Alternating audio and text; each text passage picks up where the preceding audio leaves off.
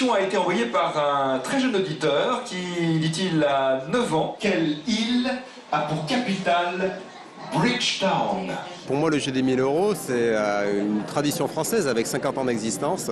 Mon père écoutait le jeu des 1000 euros, ma femme écoute le jeu des 1000 euros et mon fils a participé au jeu des 1000 euros. Toute mon enfance, dans la cuisine avec ma maman, puis avec mes enfants. Voilà, Lucien Jeunesse. J'avais 9 ans, j'écoutais ça avec mes parents, c'est super, ouais. 12h45, c'est le rendez-vous à pas manquer. Monument radiophonique, le jeu des 1000 francs a été créé en 1958 et le succès est toujours au rendez-vous.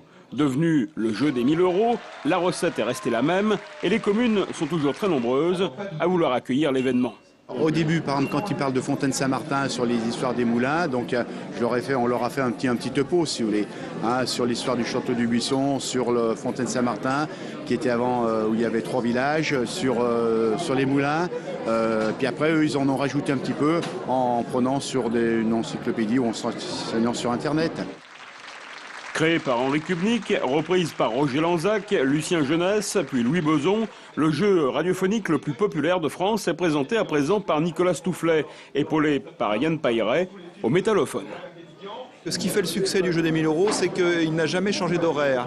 Donc c'est toujours 12h45. Ça compte, hein, c'est un repère, on le sait, ça se dit. C'est un plaisir qui se transmet d'une génération à l'autre. Et puis, il est vrai que c'est une émission qui n'est pas parisienne, et ça fait du bien. On reproche souvent aux médias nationaux d'être trop parisiens, mais là je pense qu'on ne peut pas nous le reprocher, puisque par définition nous sommes toujours en vadrouille. On entend qu'il y a un homme, une âme derrière ces notes. On l'entend, ça fait quand même 20 ans que je le fais. Donc quand même, au bout d'un moment, on se doute qu'il y a quelqu'un qui donne un petit peu d'amour, de seconde en seconde, de note en note. Vous pouvez vous arrêter là, vous pouvez aussi tenter les 1000 euros du super.